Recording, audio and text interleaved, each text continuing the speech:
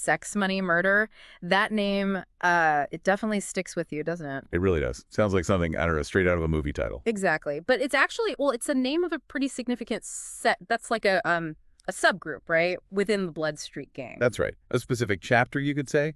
And we know trying to keep up with everything out there can be, well, overwhelming. Yeah, totally. So today, we're doing a focused deep dive based on compiled info about sex, money, murder specifically. Yeah. The idea is to pull out the really key stuff, the surprising bits maybe, without getting lost in jargon. Perfect. So our source material is this compiled information, gives us a good lens, and the mission for us today is basically to get the fundamentals down. Like, how did sex, money, murder start? What's its link to the bigger Bloods organization? What kind of criminal stuff are they involved in? And, how far did they spread? Exactly. Let's map it out. Okay, so let's jump right in. Origins. Where and when did this all kick off? Okay, so the information is actually quite specific on this. It points to June 6, 1996. Right. And the location is the Soundview section of the Bronx, here in New York City, specifically within the Soundview House. Soundview houses. That's NYCHA, right? Public housing. Exactly. New York City Housing Authority Development. Yeah. So yeah, a public housing complex, a very definite starting point. Gotcha. And who was the main person behind it, the founder? That would be Peter Rawlik, better known as Pistol Pete. Pistol Pete. Okay. But, it wasn't just him acting alone in the very beginning. The sources highlight two other guys who were really important early on. Oh, yeah. Who were they? Greg Stone, known as Grog. He was also from the Soundview houses, same place it started. Right. And another guy named Xavier, alias X, who is from the Bronx River houses, which is another NYCHA complex nearby. Okay, so Grog and X. Yeah. And what was their role exactly? Well, the information uses the term fathered. It says they fathered the gang along with Rawlik. Fathered. Wow. That implies, like, a really foundational role, more than just being members. Like, they really shaped it. Yeah, it suggests a real guiding hand in setting it all up, building its identity right from the start. Interesting. Now, the Bloods connection is obviously huge. How did sex, money, murder, this specific set, fit into the bigger Bloods picture? Okay, so this is key. Sex, Money, Murder became one of the original, founding sets of the United Blood Nation, Right. UBN. United Blood Nation. Okay. And how did that connection happen? It goes back to Peter Rawlik again. Specifically, his time locked up at Rikers Island. Ah, Rikers. Makes sense. Prison connections are often crucial in these stories. Right. While he was inside, he apparently connected with the UBN leadership that was forming there. So the UBN itself started in Rikers. Yeah, that's what the source material indicates. Yep. It began in Rikers and then essentially grew into the main Bloods organization for New York and the East Coast. Wow. So Rawlik's interaction there basically plugged Sex, Money, Murder right into this bigger emerging network from day one. Making them a core part of the East Coast Bloods from the get-go. Pretty much, yeah. A foundational piece. That clears up the affiliation nicely. Now, back to that name. Sex, money, murder. It's pretty blunt about potential activities. What did the sources say they actually do? Well, it lists the expected core activities, unfortunately. Drug trafficking is a big one. Okay. Then there's racketeering, patterns of organized illegal business. Right, RICO type stuff. Exactly. Plus armed robbery, assault, and, murder. Serious, violent crime. Yeah. And where did they operate? Initially, you said the Bronx, but where did it spread? Initially, the focus was the East Coast of the U.S., but later, the info suggests they expanded operations down into the southern United States, too. Okay, so a wider reach over time. What about, demographics or alliances? Ethnically, the group is noted as being primarily African-American. Allies are, naturally, the United Blood Nation ties back to their origins. Except? And rivals. Well, the usual suspects in gang conflicts. Crips, gangster disciples, Trinitarios are mentioned. So they're definitely operating in that complex, often violent intergang environment. Right, not in a vacuum. Okay, let's talk about that spread more. You said Bronx, then other parts of NYC. Yeah, exactly. Started in Soundview, but they established a strong presence in the South Bronx, too.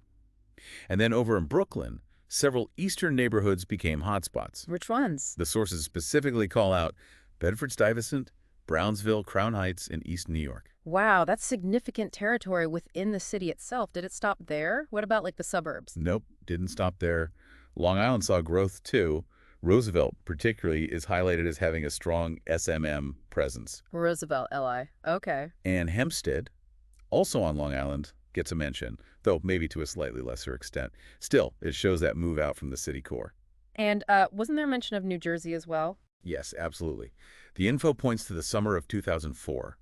A guy named Tommy Thompson is credited with establishing sex money murder over in Jersey City. Tommy Thompson. So another state, another expansion. Right, broadening that footprint significantly. Now, this Tommy Thompson, his name came up in legal trouble too, right? Oh, definitely. October 31st, 2004, so not long after setting up in Jersey, he was hit with a huge 18-count RDO indictment. 18 counts. Wow.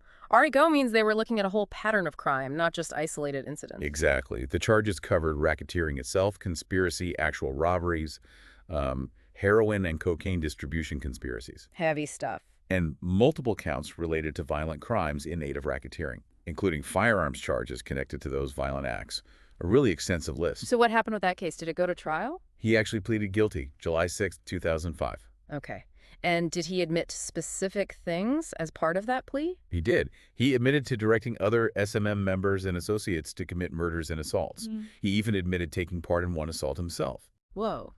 And significantly, he confessed to ordering the murder of someone in Jersey City. He believed that person was cooperating with the police against him and the gang. That really shows the ruthlessness and, I guess, the level of control figures like him had. Absolutely. It paints a very stark picture of their operations and methods. And you mentioned spread to the south earlier. Was there anything specific about Florida? Yeah, just a brief mention in the source material about an SMM operation down in Florida that got dismantled. Dismantled by who? It mentions the Polk County Sheriff's Department working with other agencies. So it confirms that reach, way beyond the Northeast. So quite a journey from that housing project in the Bronx. Okay, let's shift to leadership. We know Pistol Pete Rawlik founded it. What happened to him? Well, Rawlik's trajectory took a sharp turn. In November 2000, he was sentenced to life in prison. Life. For what specifically? For involvement in 7 killings. 7. Okay, so that obviously takes him off the streets, but did his influence just stop? That's the fascinating part. Apparently not entirely. The authorities were so concerned that he could still direct gang activity from prison. Even serving life? How? Through, coded messages, indirect instructions passed along, that kind of thing. So they put him under SAMs. SAMs? What's that? Special Administrative Measures. They're really tight restrictions on an inmate's communications, used when there's a serious risk, like national security, or in this case, directing violent crime. So they effectively tried to silence him, even inside. Pretty much. Cut off his ability to influence the outside SMM network. It really speaks to how powerful his influence was perceived to be. Was he, like, a problematic inmate otherwise? Interestingly, no. The source actually notes he was considered a model prisoner where he was held at Florence ADX, the Supermax facility. A model prisoner under SAMs, that's quite a contrast. It is. And despite that good behavior, his attempts, at least as of 2012, to get those communication restrictions eased, were denied. Why, if he was behaving? Prosecutors still feared his influence. They argued that any, even subtle guidance he gave would likely be followed by SMM members on the outside. Wow. So his words still carried that much weight years after being locked up for life. It seems so. It suggests a really strong foundational impact he had, maybe a structure that could persist even without his direct day-to-day command. Incredible. Okay, so just to recap for everyone listening, sex money murder starts small, specific place and time in the Bronx. Right. Soundview Houses, 96. Founded by Pistol Pete Rawlik, quickly links up with the forming United Blood Nation, becoming an early KeySat. Deep roots in the East Coast Bloods network. Engages in, well, a whole range of serious crimes: drugs, robbery, violence, murder. Yeah, the name isn't subtle, and neither were their activities according to the sources. And they spread pretty rapidly, right? Throughout NYC, out to Long Island, into New Jersey, even signs of activity down south. A surprisingly wide geographical reach developed relatively quickly. And all this happens while the founder, Pistol Pete, gets locked up for life fairly early on, yet his influence is still seen as a major factor for years. Exactly. Which, leads to a really interesting point to maybe leave our listeners with. Yeah. Well, think about it. Rawlik was imprisoned in 2000. The gang started in 96. That's a relatively short window for the founder to be actively leading on the streets before getting a life sentence. Good point. Only about 4 years. Right. So the question becomes, what allowed sex money murder to not just survive that, but to continue expanding across states?